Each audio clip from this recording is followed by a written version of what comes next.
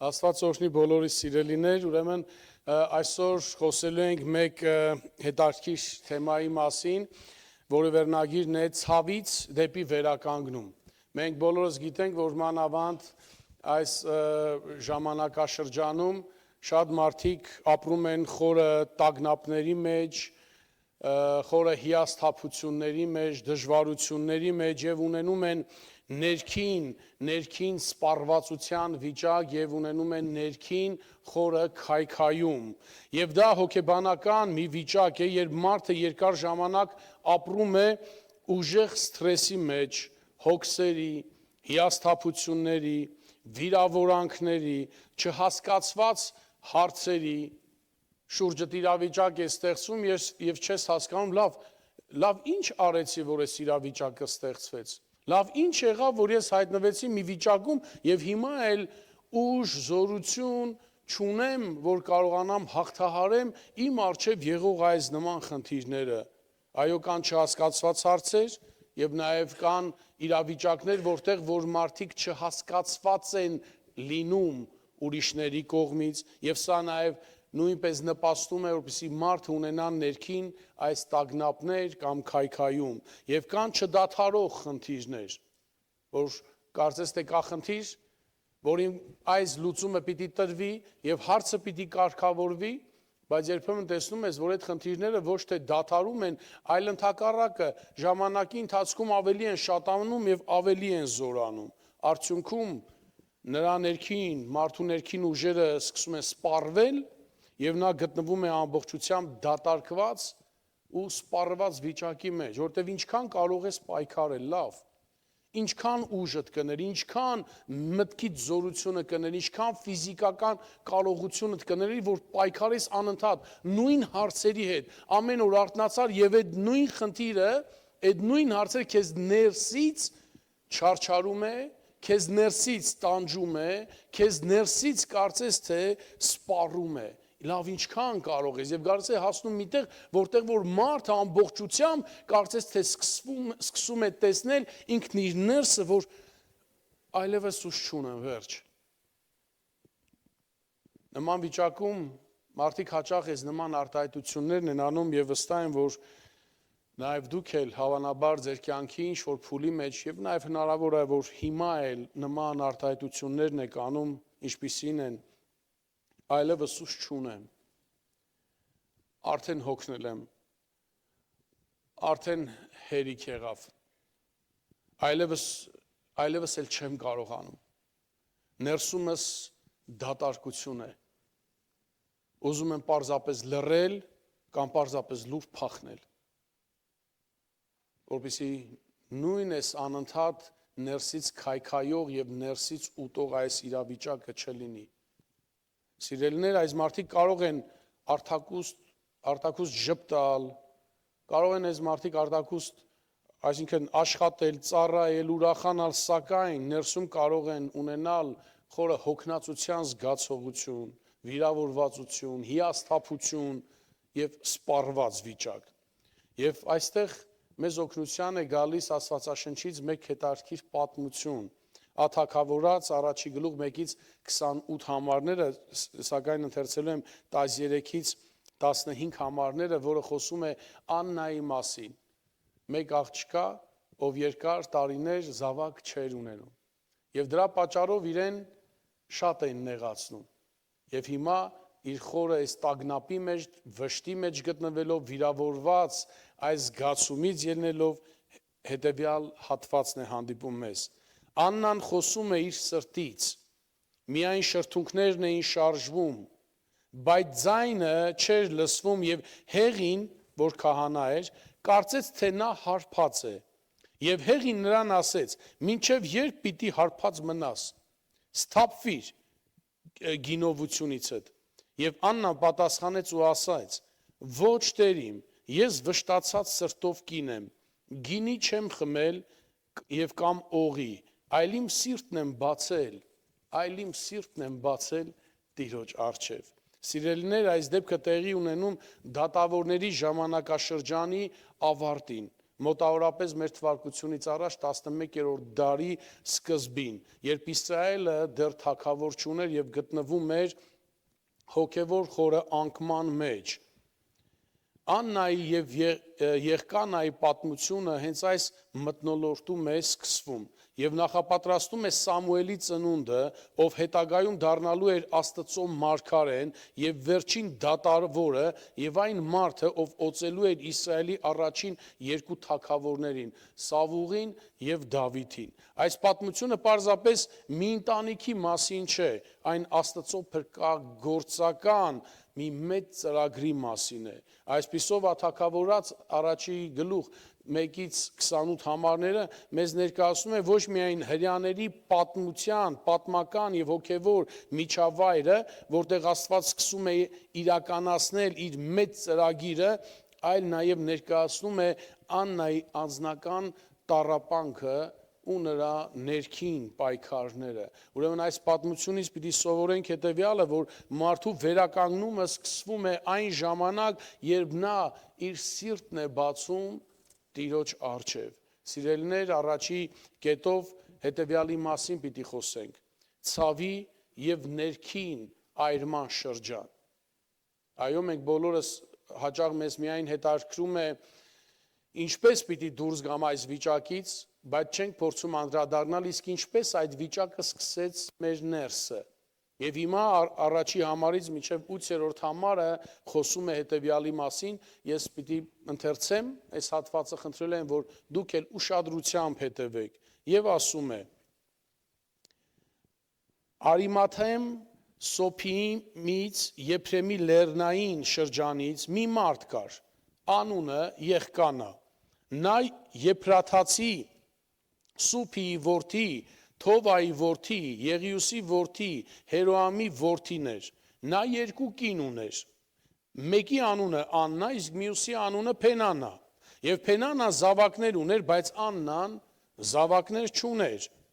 Այդ մարդը ամեն տարի իր քաղաքից ելնում էր սելով, երկրպագելու եւ զոհ մատուցելու զորությունների տիրոջը, եւ Հեղի երկու որդիները Ոփնին եւ Փենեհեսը այնտեղ տիրոջ քահանաներն էին։ Եղկանան իր զոհ մատուցած օրը բաժիններ տվեց իր կին Փենանային եւ նրա որդիներին ու աղջիկներին, իսկ Աննային երևելի բաժին տվեց, որովհետեւ սիրում էր Աննային, սակայն Տերը փակել էր նրա արգանդը։ Բայց նրա նախանձորդը Փենանան վրթովում էր նրան եւ վշտացնում, քանի որ Տերը փակել էր նրա արգանդը։ Եղկանան այդպես էր անում ամեն տարի տիրոջը տունը գնալիս։ Փենանան նույնպես վշտացնում էր նրան եւ Աննան լաց էր լինում ու ոչինչ չէր ուտում։ Եվ ամուսինը Եղկանան նրան ասաց. Աննա, ինչու ես լաց լինում, ինչու չես ուտում եւ ինչու է սիրտը տրտում, միթե ես քեզ համար 10 որդուց լավ չեմ։ Մինչև անցնելու Աննա եւ Փենանայի այս բուն պատմությանը, մենք տեսնում ենք, որ ներկայացնում է Հեղի քահանային եւ նրա երկու որդիներին, Ոփնին եւ Փենեհեսին։ Թեև նրանք պաշտոնական քահանաներ էին, սակայն հետագա գլուխներից իմանում ենք, որ նրանք ապականել էին քահանայական ծառայությունը, չարաշահում էին զոհաբերությունները եւ ապրում էին անբարո կյանքով։ Այսպիսով Աննայի հավատարմությունը ուշագրավ է, քանի որ նա շարունակում էր փնտրել Աստծուն նույնիսկ տառապանքների մեջ։ Եվ մինչև անգամ այն ժամանակ, երբ կրոնական առաջնորդները չէին ապրում Աստծուն հաճելի կյանքով։ Եվ Աննան գտնվելով տառապանքների մեջ, նա Աստծուն հավատարիմ էր գտնվում։ Այսօր, սիրելիներ, խոսելով զավակ չունենալու մասին, անզավակության մասին, իսկապես շատ դժվար իրավիճակների ենք հանդիպում։ Եվ այսօրվա դրությամբ շատ ու շատ զույգեր կան, ովքեր որ զավակներ չունեն, սակայն այդ հին ժամանակաշրջանում շատ ավելի ծանր էր դիտարկվում այս վիճակը։ Ուրեմն Աննայի անպտղությունը նրան բերում էր խորը անձնական ցավ, բերում էր հասարակական ամոթ եւ մշտական վիրավորանքներ։ Տեքստը երկու անգամ շեշտում է հետևյալը. Տերը փակել էր նրա արգանդը։ Սա ցույց է տալիս, որ պատմության կենտրոնում ոչ թե պատահականությունն է, այլ Աստծո ինքնիշխան ծրագիրն է։ Աստված պատրաստել էր Սամուելին, այսինքն Աննայից պիտի ծնվեր Սամուելը, ով պիտի առաջնորդեր Աստծո ժողովրդին ապաշխարության, օծեր Իսրայելի առաջի երկու թագավորներին, Սավողին եւ Դավթին, եւ դառնար անցումային շրջանի կարևորագույն առաջնորդը։ Այսպիսով Աննայի անձնական ցավը կապված էր Աստծո ավելի մեծ ծրագրի հետ։ Թեև այդ ժամանակ Աննան չէր հասկանում, թե ինչ էր կատարվում իրականության մեջ։ Գիտեր մեկ բան, որ ցանկանում է զավակ ունենալ, բայց զավակ չունի։ Սակայն Աստված հերու գտնվող մեկ նպատակ ուներ, որ պիտի հասներ այդ նպատակին։ Եվ խոսելով Փենանայի մասին, այստեղ Փենանան նկարագրում է որպես նախանձորդ։ Նախանձորդ այստեղ նշանակում է մրցակից կամ հակառակորդ մեկը։ Մեկը, ով որ մրցում է մեկի հետ, հակառակվում է նրան, վիրավորում է նրան։ Ուրեմն Փենանան վրդովում էր նրան եւ վշտացնում էր, եւ դա տեղի էր ունենում ամեն տարի, երբ ընտանիքը գնում էր սելով։ Պատկերացնում եք, այս տառապանքը Աննան կրում էր ամեն տարի, եւ ամեն տարի, որ պիտի գնային զոհ մատուցեին, պաշտամուն կատարեին, անընդհատ Աննային նեղացնում էր եւ լացացնում եւ հասցնում հոգեկան լուրջ դժվարությունների։ Արդյունքում Աննան լաց էր լինում, չեր ուտում եւ սիրտը տրտմած էր, այսինքն կորցրել էր իր ներքին խաղաղությունը։ Այստեղ ներկայացված է Աննայի ներքին վիճակը, ներկայացնում է նրա խորը վիշտը, անզորության զգացումը եւ երկարատև հոգեկան ծանրաբեռնվածությունը, որտեղ որ անձը զգում է, որ ինքը անզոր է, կանգնած է մի խնդրի առջև, մի դժվարության առջև, որը որ իր ուժերից վեր է լուծումը, կանգնած է մի հարցի առջև, որ ի վիճակի չէ կարգավորելու այդ հարցը։ Աննայի պատմությունը միայն անզավակ լինելու մասին չէ, այլ այն պատմություն է այն մարդկանց համար, ովքեր երկար ժամանակ ապրում են ցավի, նվաստացման կամ չլուծված խնդիրների մեջ։ Սիրելիներ, այսօր մարդիկ կարող են լինել Աննայի վիճակում, երբ երկար ժամանակ աղոթում են, բայց պատասխան դեռևս չկա։ Եվ այս աղոթքը, ներքին տառապանքն ու ցավը շատ տարբեր անուններ ունեն։ Այո, ոմանք զավակ են ուզում ունենալ եւ աղոթում են, սակայն դեռևս պատասխան չկա։ Ոմանք ֆիզիկական առողջության համար են աղոթում, ոմանք մեկ այլ խնդրի, դժվարության կամ խնդիրների համար։ Ապրում են անտեսված կամ չգնահատված լինելու զգացմունքով, ընտանիքում, աշխատավայրում կամ այլ ձևերով մշտապես քննադատվում են, վիրավորանք են ստանում կամ նվաստացվում են, ինչպես Աննան էլ Փենանայի կողմից։ Ուրեմն Աստվածաշունչը չի թաքցնում, որ նույնիսկ աստվածավաղ մարդիկ կարող են անցնել խորը ցավի ու դժվարությունների միջով։ Ես սիրում եմ, սիրելիներ, Աստվածաշունչը նաև նրա համար, որ Աստվածաշունչը իր հերոսներին որևէ անգամ չի իդեալականացնում, այլ ամբողջ պատմությունը նկարագրում է իր իրական գույներով եւ մեզ ցույց է տալիս ճշմարտությունը ամբողջությամբ, ոչ թե մասամբ կամ կիսատ։ Ցույց է տալիս, որ այո, կան ասուն շատ հավատարիմ մարդիկ, ովքեր որ ունեն ներքին տառապանքներ, դժվարություններ, խնդիրներ եւ մարտահրավերներ եւ մինչեւ անգամ ունենում են խորը ներքին քայքայումներ, դժվարություններ եւ հուսահատություններ։ Սակայն մեկ կարևոր բան կա, սիրելիներ։ Հարցը ոչ թե այն է, թե արդյոք ունես ներքին ցավ, քայքայում, թե ոչ, այլ հարցը այն է, թե որտեղ է ստանում այդ ցավը։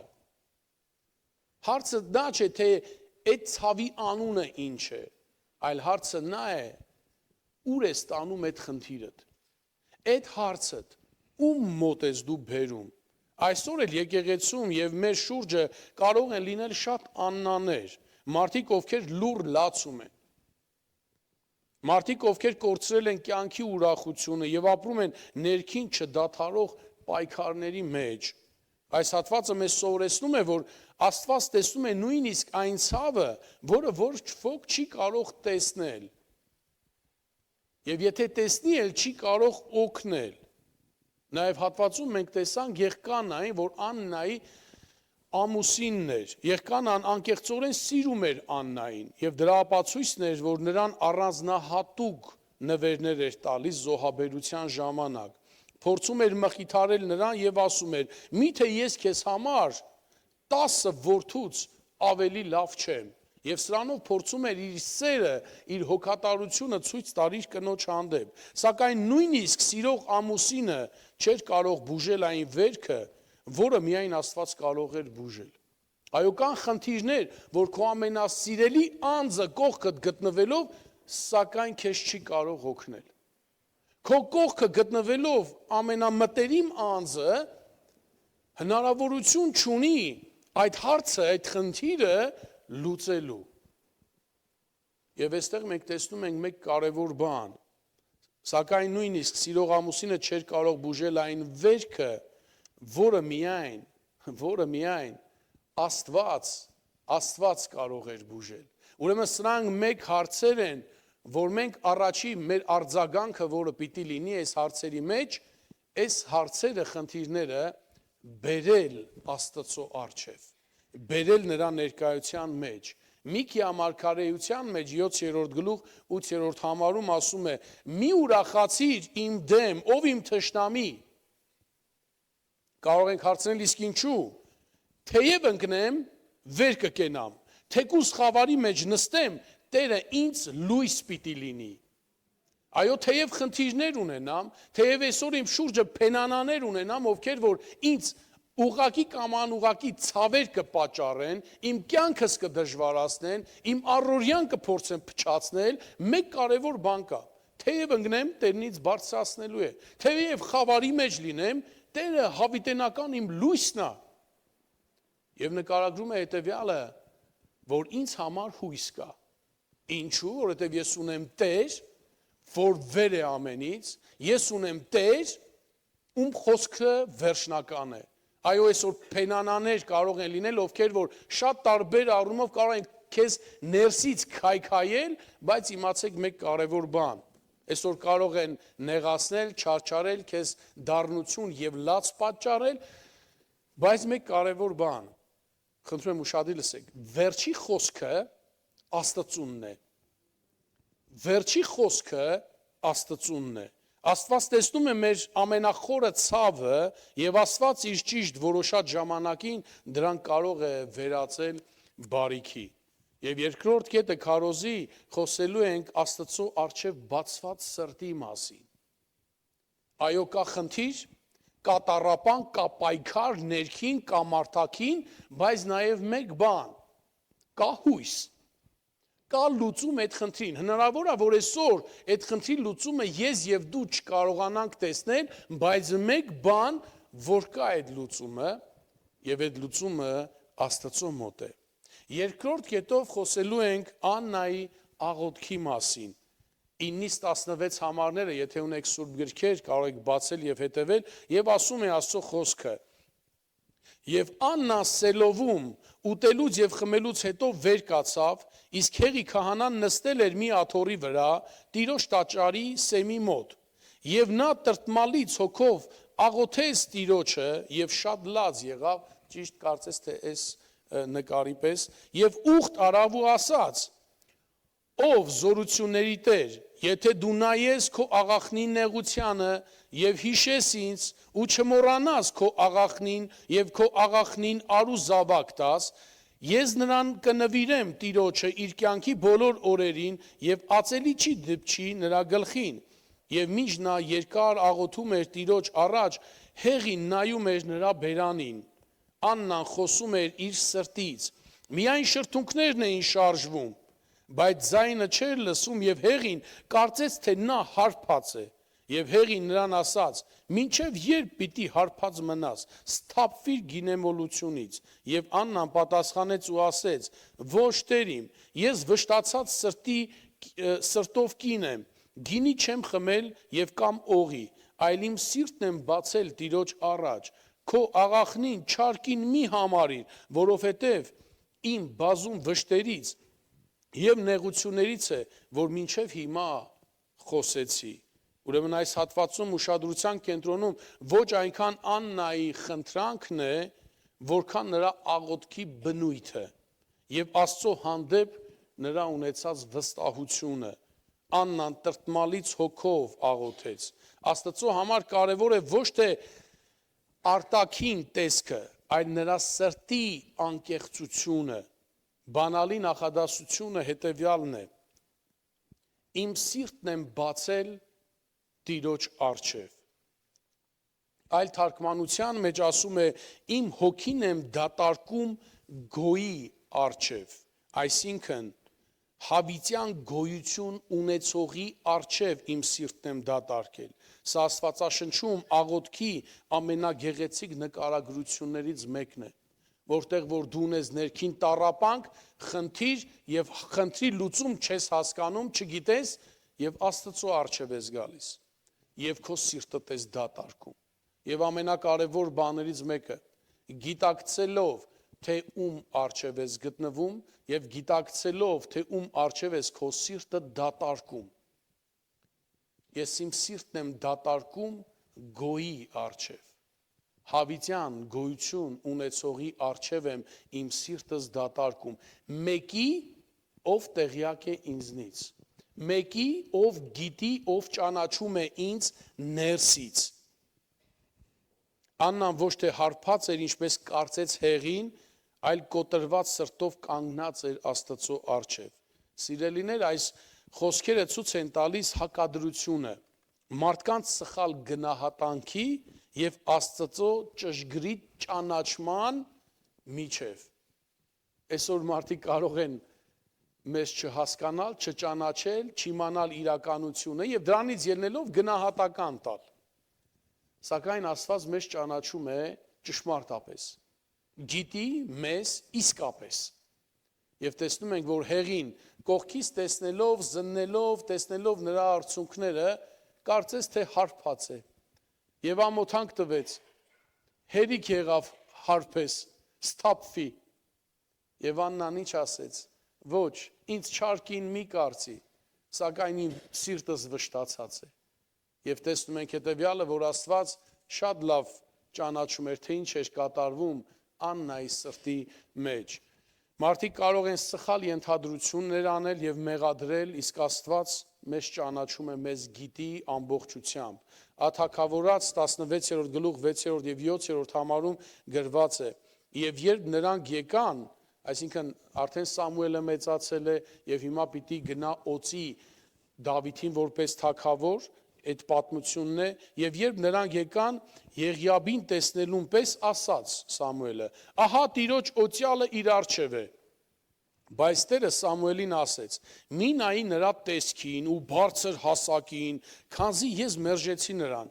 որովհետև Տերը մարդու պես չի նայում։ Մարդը տեսնում է աչքի երևացողին, իսկ Տերը սրտին է նայում։ Իսկ մենք ինչ ենք նայում։ Արտաքնապես։ Մեր ականջները ինչ լսեցին, մեր աչքերը ինչ տեսան, մեր ձեռքերը ինչ շոշափեցին, մենք քթով ինչ հոտ քաշեցինք, ըստ դրա որոշում ենք կայացնում, ըստ դրա կարծիք ենք հայտնում, ըստ դրա գնահատական ենք տալիս։ Իսկ Աստված հետևյալն է ասում. իսկ Տերը սրտին է նայում։ Դուք դրսի կողմն եք նայում, նրա հասակին, բարձրությանը եւ այլն եւ գնահատական եք տալի։ Ես սրտին եմ նայում։ Ես սրտին եմ նայում։ Այո, մենք որպես մարդիկ կարող ենք սխալվել եւ սխալ գնահատական տալ, բայց իմացեք, որ Տերը նայում է սրտին։ Եվ ինչ է կատարվում այսօր իմ ու քո սրտի մեջ։ Իմացի, որ Տերը նայում է սրտիդ եւ գիտի, թե այնտեղ ինչ է կատարվում։ Աթաքավորաց առաջի գլուխ 17 եւ 18-րդ համարը այդ ժամանակ Հեղին պատասխանեց եւ ասեց. գնա խաղաղությամբ եւ թող Իսրայելի Աստվածը քեզ տա այն, ինչ խնդրեցիր նրանից։ Եվ նա ասաց. թող քո աղախինը շնորհք գտնի քո առաջ, եւ կինը գնաց իր ճանապարհով եւ կերավ եւ երեսը այլևս տրտում չէր։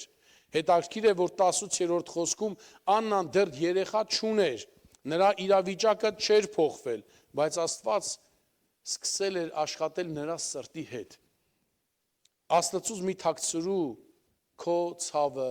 քո բեռը, թույլ մի տուր, որ մարդկանց սխալ կարծիքներ ու վիրավորական խոսքերը հետ պահեն քեզ աղոթելուց,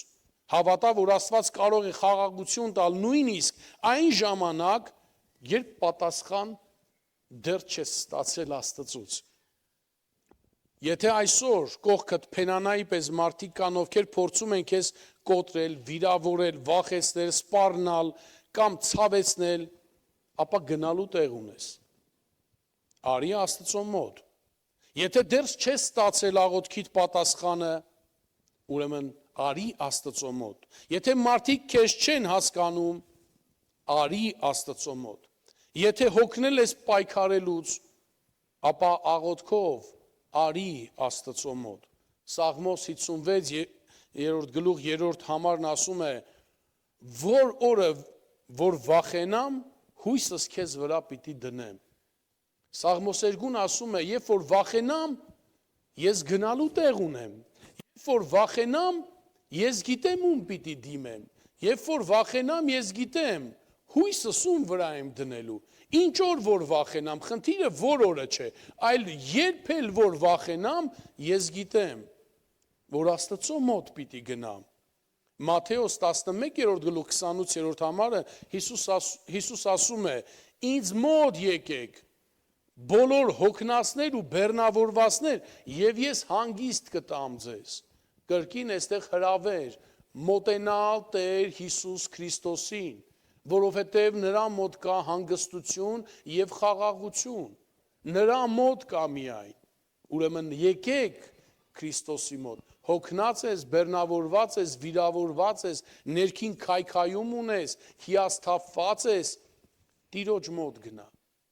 Նա կարող է քեզ խաղաղություն տալ։ Ու ճիշտ Աննայի օրինակով սիրտդ բացիր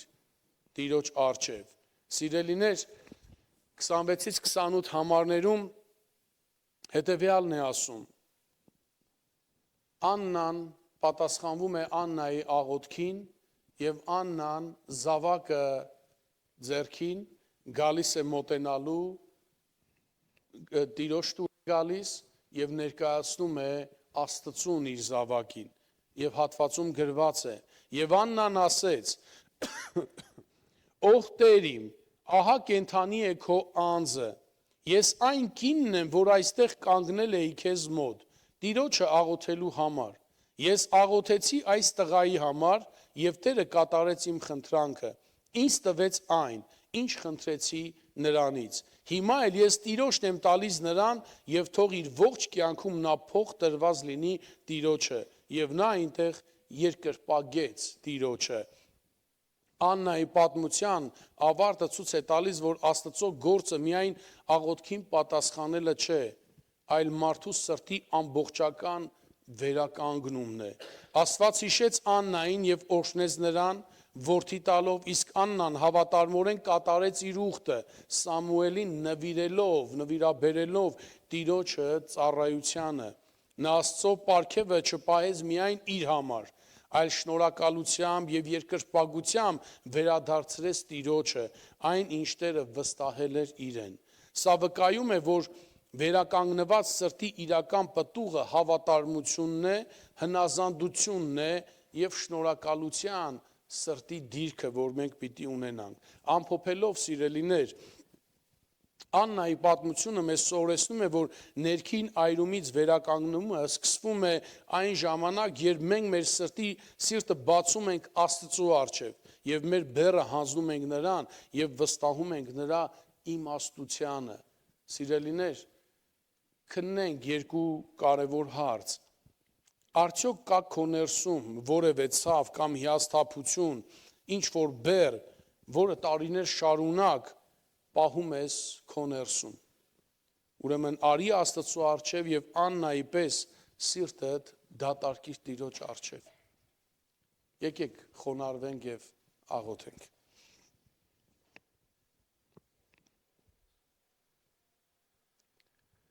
Երկնավոր Հայր, քեզ փառք ու պատիվ եւ մեծարանք,